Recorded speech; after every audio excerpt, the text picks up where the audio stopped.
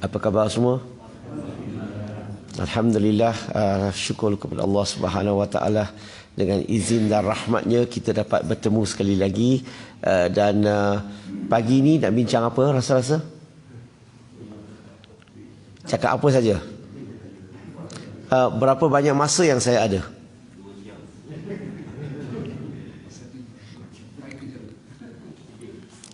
Okey, disebabkan saya dijemput ke kamera ni kali ini adalah isu mengenai dakwah non-Muslim ataupun pada masa yang sama juga bimbingan mu'alaf.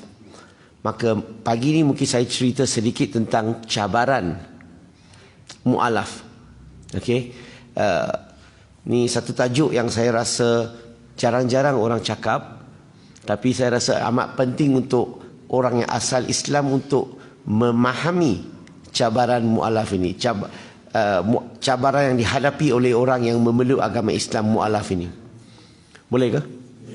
Okey, sedikit definasi dulu. Apa maksud mu'alaf? Masyarakat sini faham mu'alaf maksudnya apa? Orang yang baru masuk Islam. So inilah kebiasaannya, kefahaman masyarakat. Orang yang baru masuk Islam dipanggil mu'alaf. Sebenarnya perkataan mu'alaf ini maksudnya sangat luas. Okey, dia lebih tepat mu'alaf ini rujuk kepada mereka golongan yang hati yang baru nak berjinak-jinak dengan Islam. Golongan itulah dipanggil mu'alaf. Dia tak semestinya orang yang telah memeluk agama Islam dipanggil mu'alaf. Dia termasuklah orang yang belum masuk Islam. Kalau dia cuba datang, kalau dia datang untuk nak dengar, nak belajar, nak ambil tahu, nak cuba amalkan, maka mereka golongan ini juga masuk dalam kategori mu'alaf, walaupun dia belum memeluk agama Islam. Tetapi bila mereka telah amalkan fardu ain, fardu kifayah, selepas masuk Islam mengamalkan fardu ain, fardu kifayah, maka mereka sebenarnya golongan ini, mu'alaf ini, sebenarnya kurang sesuai dipanggil mu'alaf lagi. Dia lebih sesuai dipanggil mukallaf.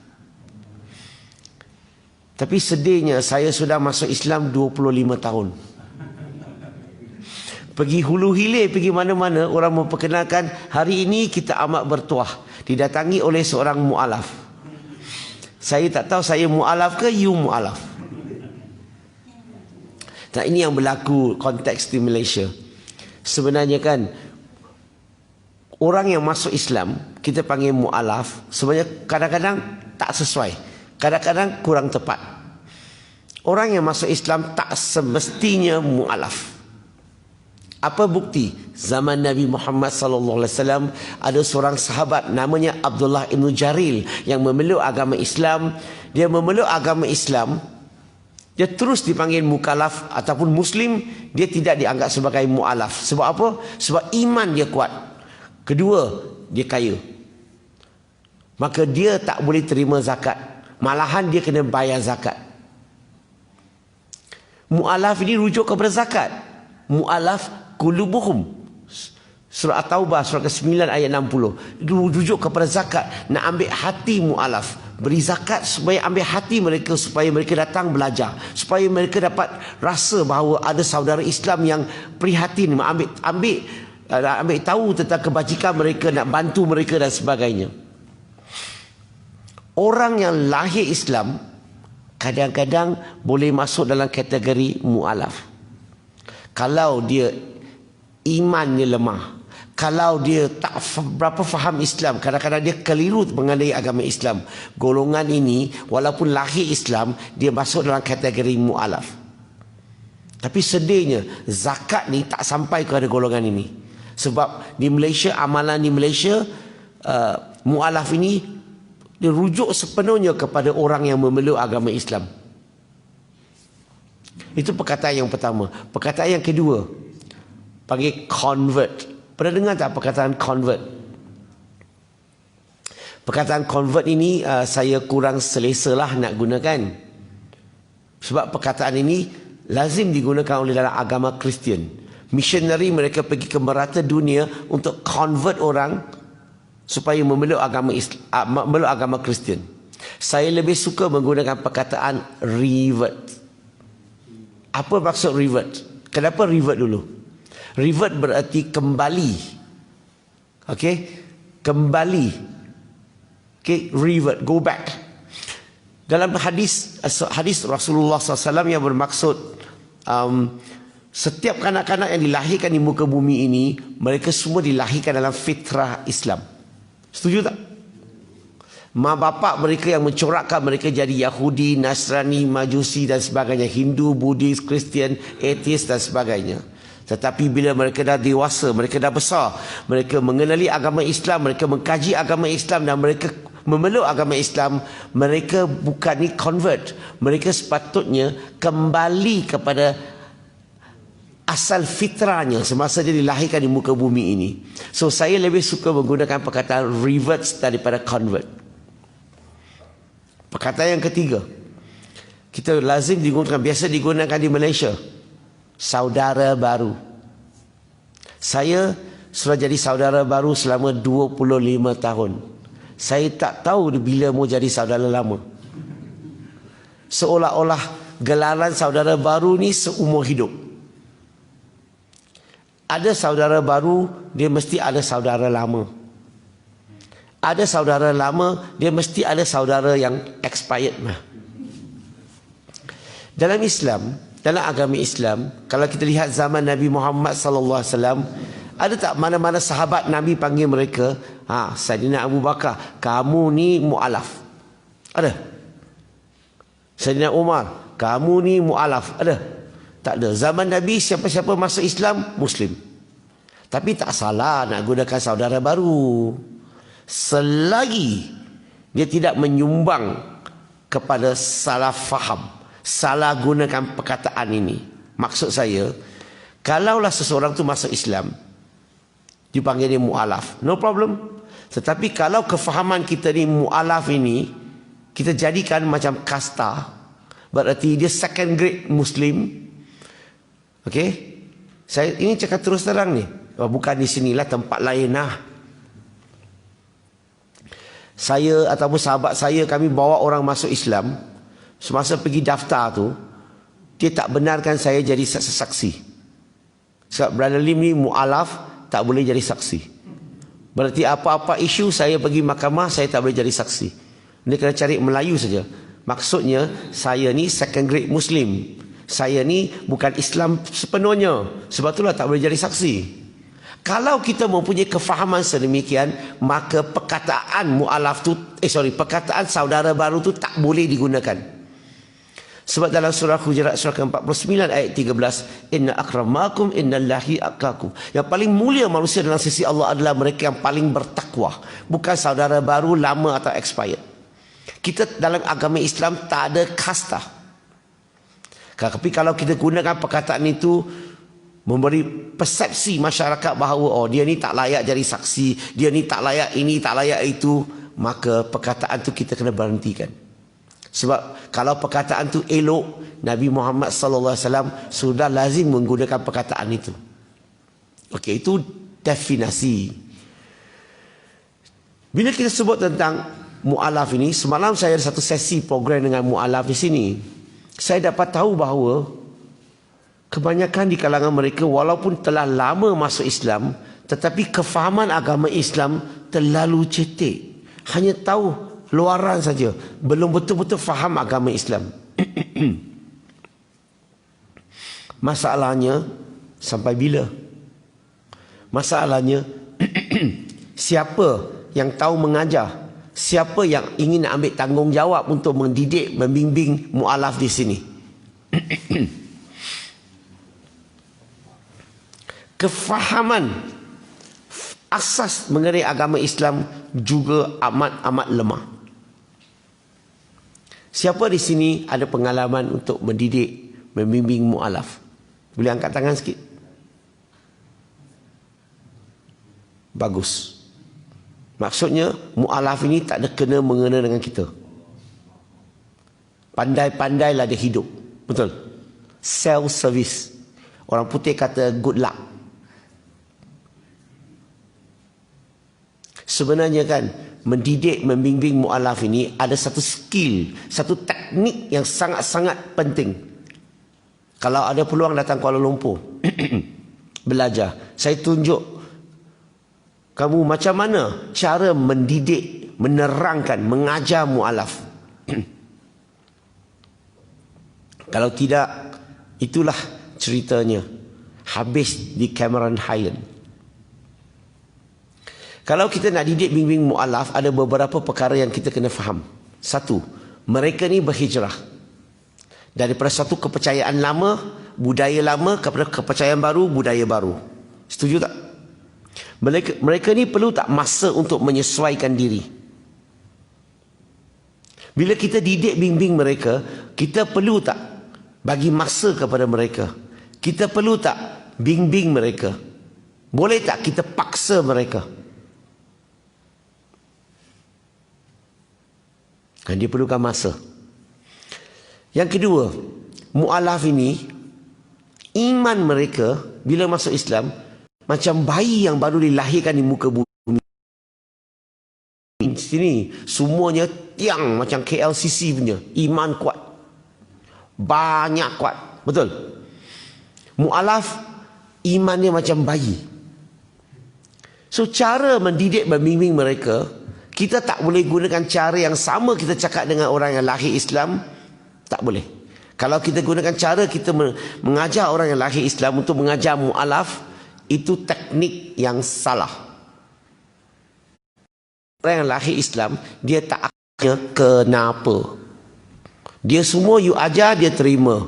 Dia dengar, dia terima. Dia tak bertanya. Dia tak bersoal. Takkan menyoal. Betul tak? Lain. Orang yang masuk Islam, dia akan banyak menyoal. Dia akan banyak bertanya. Kenapa perlu ini? Kenapa tak perlu ini? Kenapa wajib buat begini? Kenapa tak wajib buat ini? Dan sebagainya. Macam-macam dia akan tanya.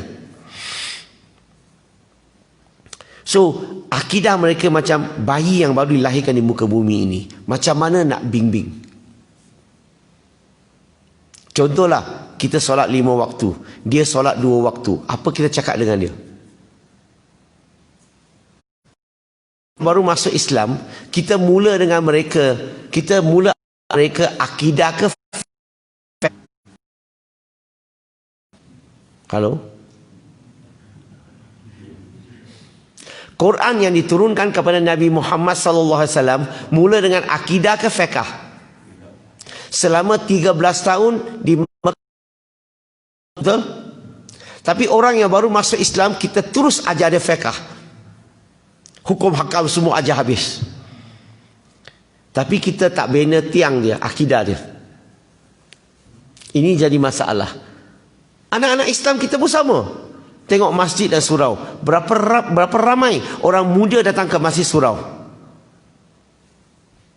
Sebab kita banyak bincang tentang fiqh, bukan bincang tentang akidah. Kebanyakan bukan sinilah, sini saya tak tahulah, tempat lain lah. Orang muda tak pergi punya. Masjid ni sesuai untuk orang yang sudah dekat punya. Tak dekat.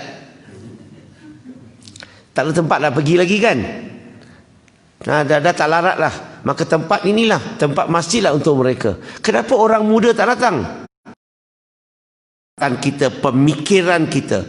Sebab cara-cara kita buat program membosankan. Dan satu lagi, bila kita sepatutnya gunakan pendekatan ataupun umpan yang kita suka ke mereka suka. Orang sini ada tempat pancing ikan, tak ada kan? Sini pancing sayur aja kan sini. Strawberry kan. Kalau kita pancing ikan, gunakan umpan yang kita suka ke ikan suka. Cakap betul-betul. Ikan suka. Oh, pandai orang sini ya. Mengajar mu'alaf tentang Islam, anggap mu'alaf tu ikan. Mengajar mereka Islam, gunakan bahasa yang dia suka ke kita suka? You cakap dalam bahasa Cina dengan dia? You cakap bahasa Tamil dengan dia? Bahasa orang asli dengan dia? Ataupun kita ajar dia dalam bahasa Melayu? You suka ke dia suka sebenarnya? Itu yang masalahnya. Sebab kita selalu gunakan umpan yang salah. Ramai di kalangan mereka, walaupun lama masuk Islam, asas akidah pun tak faham. Kamu Allah Muhammad dan Rasulullah, no problem. Tapi faham tak maksud sebenar? Sebab kita gunakan umpan yang salah. Saya masih ingat lagi 20 lebih tahun yang lalu, saya sering kali dijemput oleh Masjid Surau untuk berkongsi pengalaman saya, hijrah saya dan sebagainya. Dan sering kali dapat message. Dulu tak ada WhatsApp tau, dia SMS saja, message saja. So dia akan bagi message, dia akan kata message tu akan kata, dia kata, Assalamualaikum saudara Lim, Ana nak jemput saudara Lim bagi ceramah di Masjid Ana. Aku tengah fikir, mana satu perempuan Ana yang aku jumpa kat tepi jalan ni? Siapa ni satu Ana ni? Dengan mu'alaf ni perlu tak gunakan bahasa Arab? Dia faham tak? Tak faham. Gunakan bahasa Melayu pun kena, kalau nak cakap dengan mu'alaf, nak ajar, gunakan bahasa Melayu yang mudah dan terangkan lagi, bagi contoh sehingga dia faham.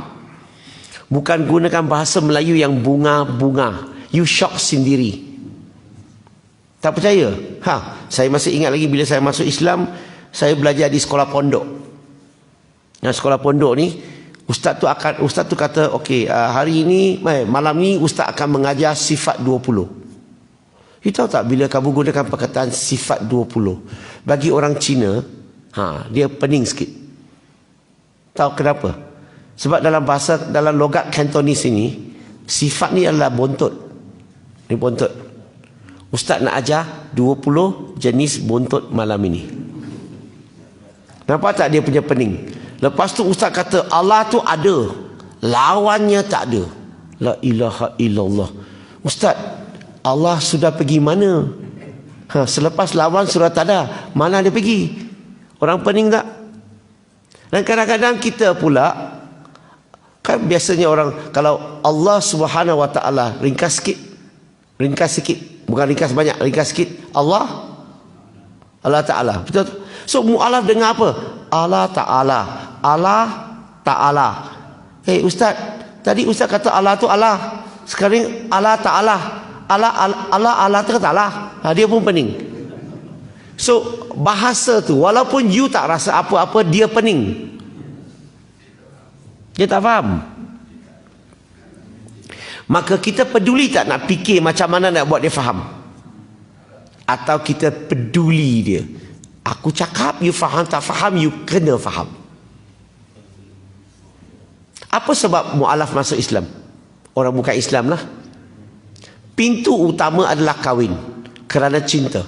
Bila cinta itu sudah melekat, tai kucing rasa coklat. Bila cinta itu sudah tak jadi, coklat rasa tai kucing. Poin di sini, pintu dakwah, you nampak tak pintu dakwah terbuka tak? Ataupun pintu kahwin saja. Pintu lain-lain ni jarang-jarang kita dapat lihat. Sepatutnya kita kena gerakkan pintu, buka pintu-pintu Islam yang lain-lain semua. Contohnya, ada orang masuk Islam sebab akhlak yang baik, layanan orang Islam yang baik terhadap bukan Islam. Kita menyampaikan dakwah. Okey? Kita membantu orang yang susah. Peduli dia Islam tak Islam. Apa lagi? Ramai di kalangan mereka ingin nak belajar. Ada tak orang mengajar, yang tahu mengajar? Ada orang yang berhutang, dia masuk Islam, apa kita buat? Ada orang yang nak ceraikan isteri, masuk Islam nak ceraikan isteri. Ada orang yang nak dapatkan kedudukan bumi putera, tak pedulilah apa niat dia. Yang penting jangan tanya dia apa pasal masuk Islam. Saya selalu orang tanya saya, Brother Lim, you apa pasal masuk Islam? You rasa bila orang tanya saya macam ni, saya ada masalah tak untuk jawab? Saya tak ada masalah untuk jawab. Tapi bila saya tanya balik orang Melayu, orang sini, you apa pasal masuk Islam? Oh, semua belum masuk lagi ya? Kita boleh buat pengislaman ramai-ramai sekarang. Tanya orang, best. Orang tanya balik, you rasa orang nak gaduh. Kenapa orang lahir Islam tak tahu jawab kenapa dia Islam?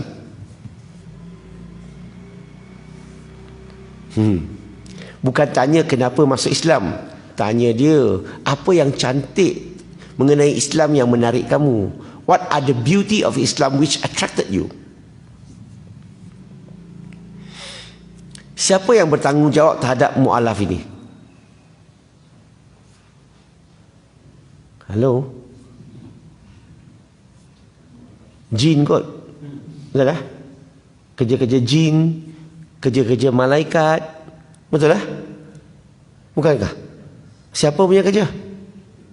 Brother Lim kot. Dia kena datang Kuala Lumpur jauh-jauh, datang sini mengajar kot.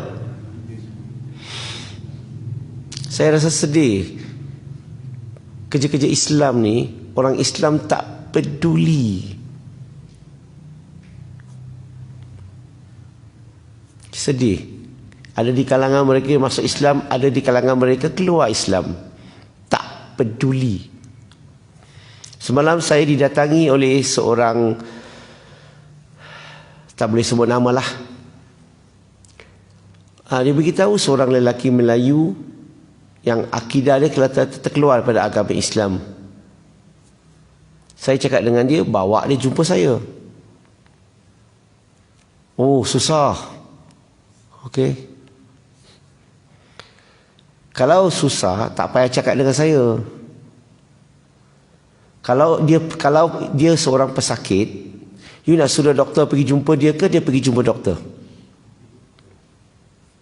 You perlukan bantuan saya dekat Cameron, you tak nak bawa dia jumpa saya, rajin. Dia kena datang Kuala Lumpur jumpa saya. Kalau perlukan bantuan saya. Poin di sini, kalau ada isu-isu sedemikian, siapa lagi yang boleh buat?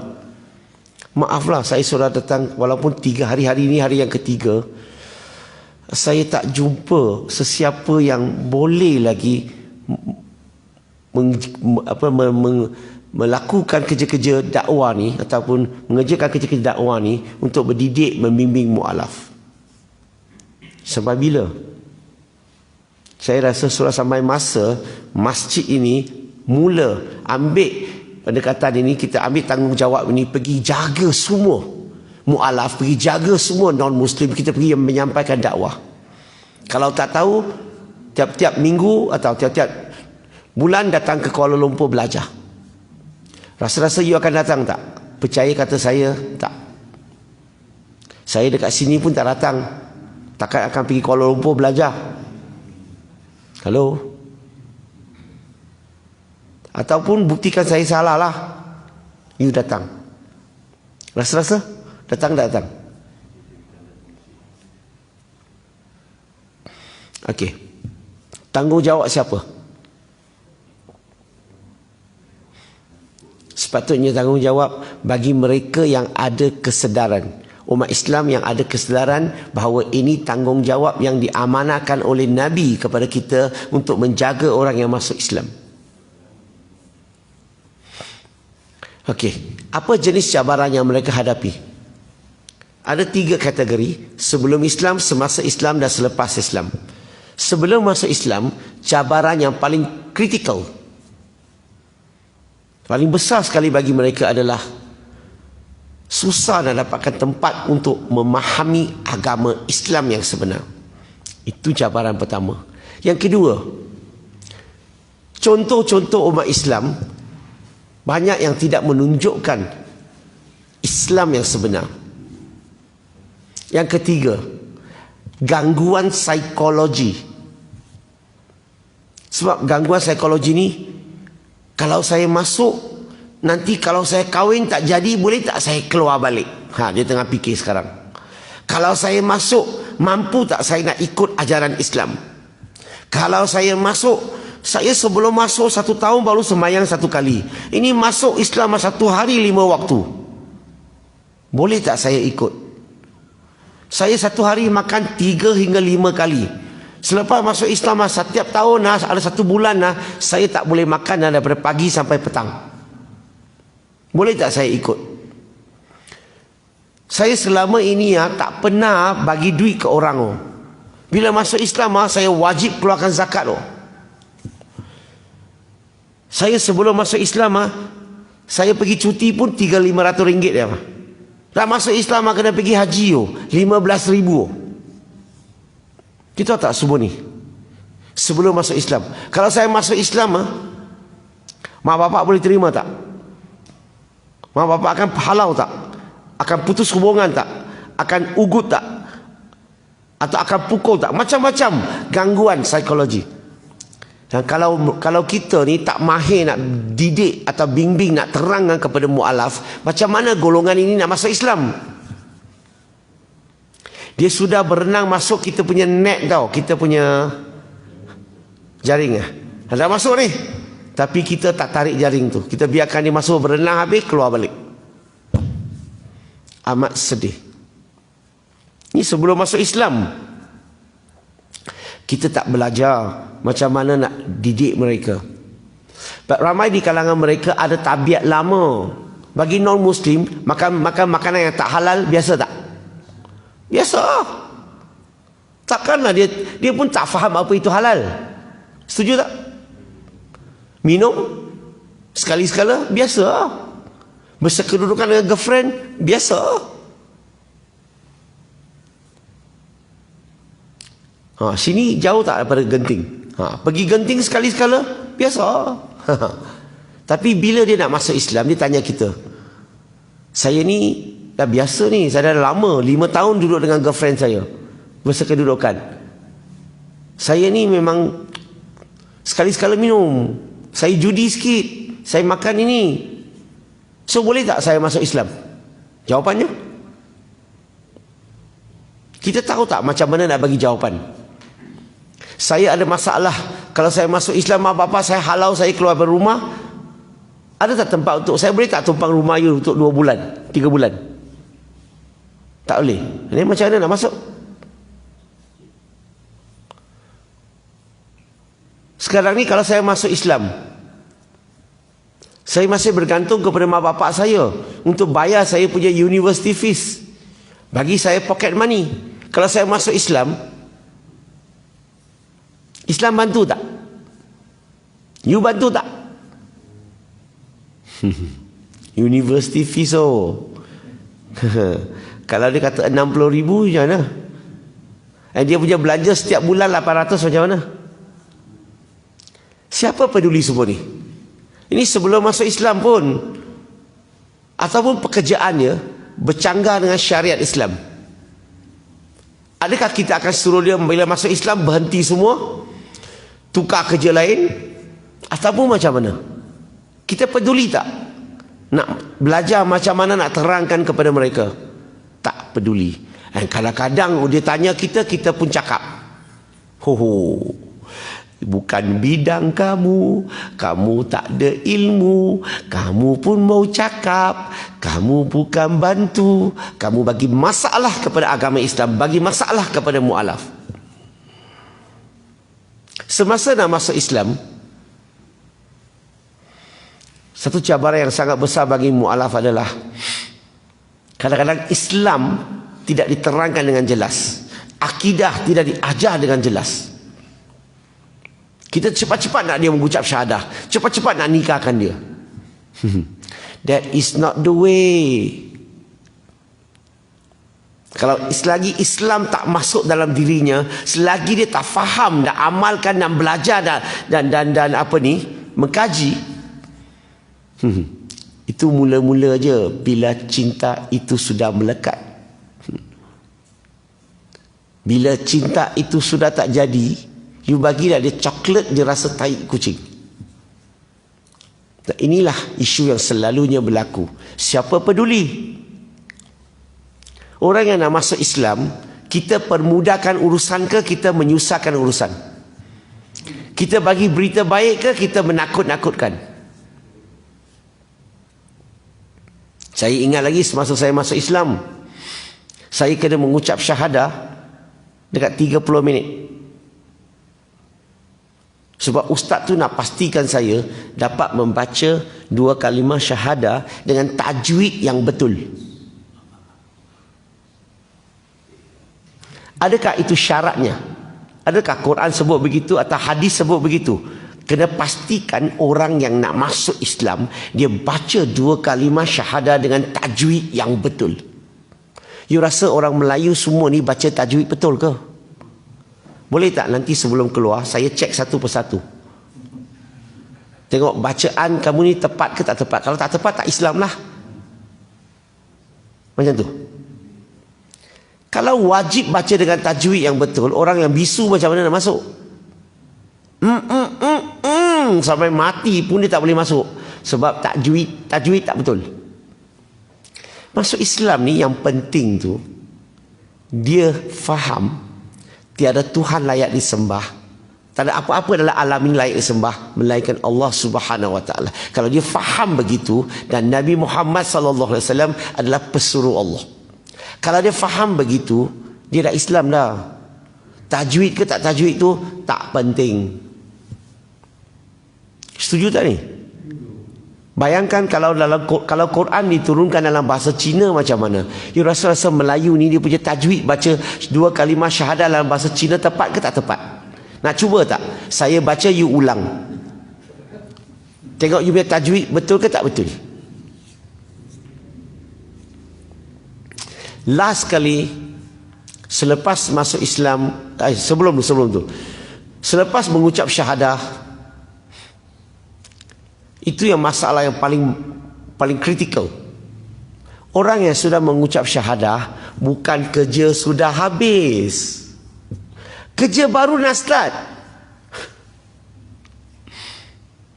Kita ingat, oh dia dah syahadah, alhamdulillah, that's all, game over. No, mu'alaf ini perlukan sekurang-kurangnya 2 tahun punya bimbingan, didikan dan bimbingan. Siapa peduli? Kadang-kadang saya tengok kita ni duduk di Malaysia ni, sebab negara Islam, majoriti Islam, kita ni kurang peduli tentang agama. Cubalah kamu pergi duduk di luar negara, duduk di negara yang Islam sikit saja, masa itulah tengok kamu menghargai tak agama Islam.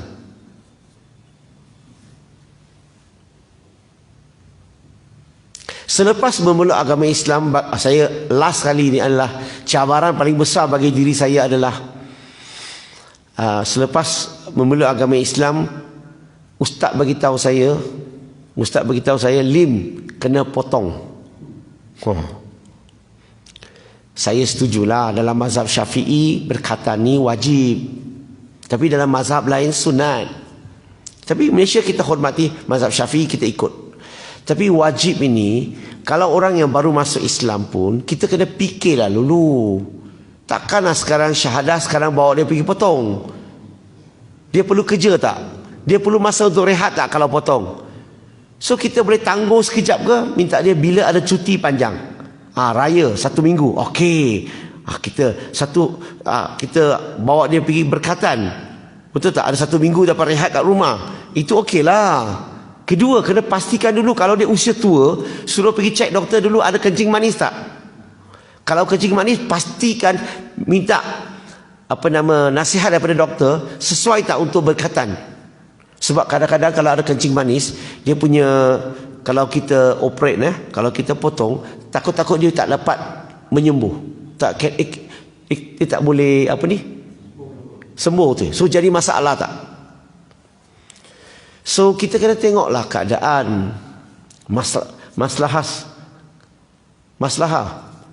So masalah sekarang ni, selepas masuk Islam, kebanyakannya lah mu'alaf ini jarang-jarang orang didik, bimbing, follow up. Bagi saya follow up ni bukan pergi buat makan-makan, minum-minum, bukan. Dia perlukan input. Selagi Islam dia tak faham, sekali Quran dia tak faham, selagi sunnah Nabi Muhammad SAW dia tak faham, selagi dia tak belajar tentang fiqh, selagi dia tak belajar tentang akidah, selagi dia tak belajar tentang sirah, selagi dia tak belajar tentang usul, kawaid fiqh dan maqasid syariah, macam mana dia nak jadi orang Islam yang betul?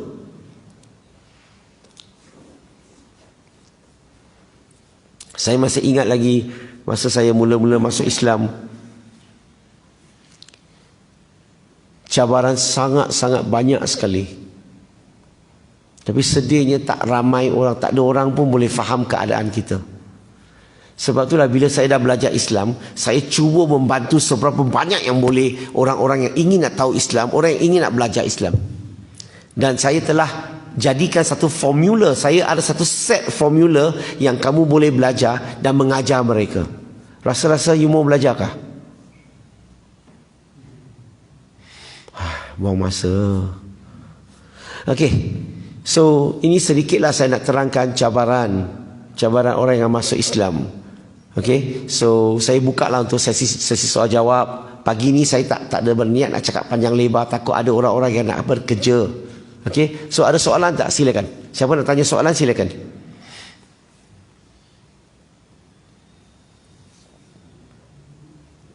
Okey, saya kira sampai 5. Kalau tak ada soalan kita balik. Okey, 5 4 3 2 1. Okeylah, saya faham pagi-pagi macam ni ramai masih lagi ada komitmen kat rumah, ada anak nak pergi sekolah ataupun nak pergi kerja dan sebagainya. So saya rasa cukuplah setakat ini sedikit tazkirah daripada saya pagi ini. Dan maaflah sekiranya saya terkasar bahasa, sebab tajuk ni memang dia kena cakap begitu. Tambahan lagi saya ni orang Melaka, bahasanya kasar, tapi hati dia baik, insya-Allah. So itulah sedikit perkongsian, dan insya-Allah ada rezeki kita jumpa lain kali, insya-Allah. Saya bercadang penganjur di sini ada cadangan nak jemput saya untuk datang sini mengajar. Saya nak buat 2 kelas. Satu kelas saya mengajar tenaga yang mengajar mualaf, satu kelas lagi saya mengajar mualaf di depan kamu. So kalau minat, bila kita ada program, saya ajaklah cepat-cepat daftar. Sebab biasanya kelas tu akan terhad untuk 30 atau 40 orang saja. Okey, so itu saja perkongsian pagi ini. Terima kasih. Assalamualaikum.